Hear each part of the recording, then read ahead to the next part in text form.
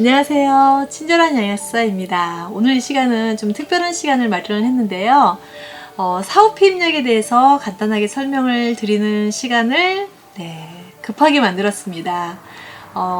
제가 대학교 앞에서 약국을 하고 있는데요. 요즘 뭐 대학생뿐만이 아니라 어느 지역이나 마찬가지로 대학생들이 서로 성문화가 뭐 예전에 비해서 너무나 많이 개방되어 있고 자유로운 것 같아요. 그래서 일반 피임약을 사러 오거나 사후 피임약을 처방받아 올 때도 혼자 올 것 같은데 실제로는 친구들과 같이 손잡고 오는 경우도 있고 남자친구랑 같이 오는 경우도 있고 서로 뭐 이 어른들 기성세대가 생각하던 것처럼 이거를 뭐 숨겨야 될 내용이라고 생각하지 않더라고요. 그래서 저도 요즘 용기를 내서 사후피임약이라는 제재가 있고 만약에 의도치 않은 성관계를 가졌을 때 우리 학생들은 어떻게 해야 되는지 성인들은 어떻게 해야 되는지에 대해서 간략하게 설명을 드리도록 하겠습니다. 뭐 20세가 넘은 성인 여성이라면 어느 정도는 다 알고 계시겠지만 제가 이 영상을 찍게 된 거는 요즘 초등학교까지 좀 내려가긴 싫은데요. 중학생부터 뭐 고등학생, 뭐 정말 너무 빠르게는 초등학생까지 이 성관계에 대한 이 개념을 잘 모르는 상태에서 그런 관계를 갖고 나서 어찌할 바 몰라서 아이들이 불안해하고 부모님께 말씀도 못 드리고 이렇게 불안에 떠는 경우가 많이 있다고 합니다. 그래서 이걸 숨길 게 아니라 정말 다 오픈을 해서 이럴 때는 어떻게 해야 되는지 부모님과 상의하고 스스로 결정해야 될 부분이 있을 것 같아서 오늘은 제가 사후피임약을 가지고 나왔습니다. 사실 서양에서는 뭐 프랑스나 뭐 나라를 더 정확하게는 모르겠지만 이 사후피임약을 처방이 없이도 그냥 구매를 하거나 프랑스 같은 경우는 보건실에도 비치가 되어 있다고 들었거든요. 근데 우리나라 같은 경우는 전문의약품으로 표기가 되어 있습니다. 이 전문의약품으로 표기가 되어 있는 거는 반드시 병원에 가서 의사의 처방을 가지고 약국에 가야만 사실 수 있는 제재이기 때문에 조금 번거롭지만은 이 약을 복용을 해야 되는 경우라면 반드시 병원을 갔다 와야 됩니다. 그것도 본인이 갔다 와야 되거든요. 그러면 이 약을 먹기 전에 자 언제 임신이 가능할까? 학교에서 늘 사실 학생들이 성교육도 많이 배우고 했기 때문에 좀 잘 알 거라고 생각하겠지만 실제로 제가 좀 말씀을 드리다 보면 우선은 자기 배란일이 언제인지 정확하게 학생들이 모르는 경우가 있어요. 제가 그거부터 좀 간단하게 설명을 드리면 우리가 학교 다닐 때 28일을 그 월경 주기라고 배우거든요. 그러면 28일 월경 주기로 배우고 배란일은 한 14일째쯤 된다라고 표현을 했을 때 어떤 착각에 놓이게 되냐면 내 생리 주기의 중간 지점이 배란일이라고 생각을 하시는데 아닙니다. 그게 아니고요. 만약에 그러면 30일이라면 15일째? 그게 아니라 30일이라면 30일로부터 14일째라고 생각하시면 돼요. 그럼 처음 날짜로 계산하면 며칠인가요? 16일째가 되겠죠. 이렇게 계산하시는 거예요. 그러니까 28일보다 주기가 길어지는 경우에는 배란일이 좀 더 뒤로 떨어진다는 거. 그러니까 이틀 정도 더 뒤로 간다는 걸 생각하시면 될 것 같아요. 그렇다면 저 같은 경우는 생리 주기가 굉장히 짧았거든요. 24일 주기입니다. 24일에서 25일 주기면 그럼 뒤로부터 14일을 가다 보면 앞으로부터는 한 11일과 12일째예요. 자, 이런 경우 좀 애매합니다. 실제로 12일째가 배란일인지 이제 그런 경우는 좀 애매하기 때문에 이 가임 기간이라는 거를 정확하게 날짜로 계산하기는 어렵고요. 어쨌든 내 전체 주기에서 뒤에서부터 세가지고 14일째가 내 배란이라고 생각을 하시면 됩니다. 그렇다면 임신은 언제 될까요? 자, 배란이 된다는 거는 난자가 성숙이 돼서 나온다는 겁니다. 근데 난자가 성숙돼서 나와야 정자와 만났을 때 임신이 되는 거잖아요. 그래서 배란이 되고 나서 한 4, 5일 정도까지는 임신 기간이라고 뒤로 생각하시면 되세요. 그런데 실제로 4, 5일일까요?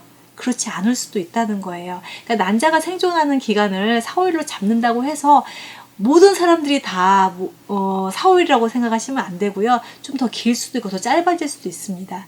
그래서 저는 그냥 상담 드릴 때 한 일주일 정도 생각해 주세요. 배란일로부터 한 일주일. 그러면 배란일 전으로는 어떻게 생각하시면 될까요?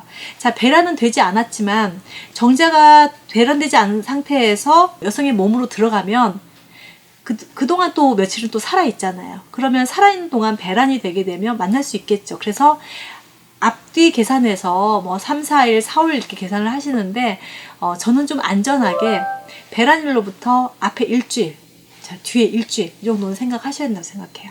왜냐면 정말 어리고 젊을수록 굉장히 난자나 정자의 생존 능력이 좋고 자궁 내막 상태가 좋기 때문에 임신이 될 가능성이 굉장히 높다는 거예요. 나이가 들은 사람보다 젊을수록 임신 가능성이 높아서 원치 않은 임신이 됐을 때 사회적으로 그걸 책임을 질 수가 없잖아요. 그래서 임신이 수정이 되고 나서 3일 이내에 착상되기 3일 이내만 이런 약물들을 복용을 하면 착상이 되지 않기 때문에 임신을 방지할 수가 있습니다. 그래서 자신의 생리 주기를 정확하게 인지를 하시고 생리 주기부터 뒤로부터 14일 전을 배란일로 기록하시고 앞뒤로 일주일을 빼고 나면 실제로 생리 기간을 빼고 나면 임신이 안 되는 기간을 찾는 게 더 짧은 기간이라고 생각하셔서 임신할 수 있는 확률이 굉장히 높다라는 걸 좀 인지를 하시고 좀 자각을 하시고 이런 성관계에 임하셨으면 좋겠다 이런 말씀을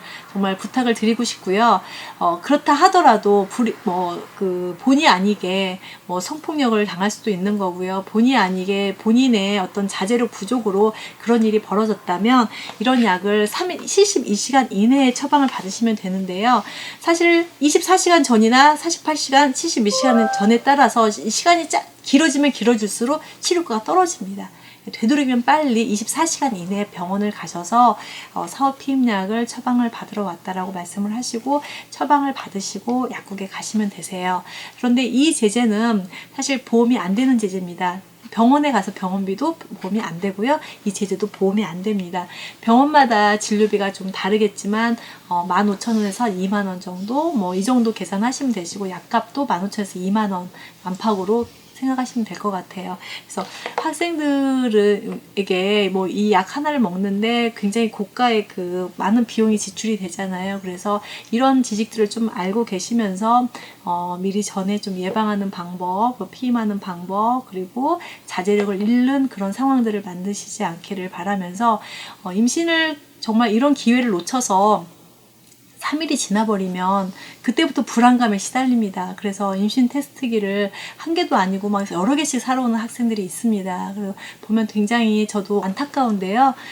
그러고 나서 정말로 임신이 되면 그 다음은 해결할 방법이 없습니다. 지금 낙태 수술이 다 불법으로 돼 있기 때문에 물론 불법으로 수술하는 병원도 있다고 합니다. 그런데 그것도 학생들의 힘으로 정말 어린 학생들의 비용으로 할 수가 없기 때문에 미리미리 좀 예방하는, 그리고 만약에 예방하지 못했다면 이런 약물들을 이용하는 게 바람직하지 않을까 해서 조심스럽게 이 영상을 올려봅니다. 우리 학생들 정말 스트레스도 많고 힘든 시간들을 겪어야 되지만 이런 성적인 부분에 대한 거는 분명히 자신이 책임질 부분이 있기 때문에 좀 더 신중하시고 문제가 생겼을 때 바로 부모님과 상의해서 이런 약물들을 구입하는데 시간을 지체하지 않았으면 좋겠다는 생각으로 영상을 찍게 됐습니다. 오늘 경청해주셔서 감사드리고요. 다음에 또 뵙도록 하겠습니다. 고맙습니다.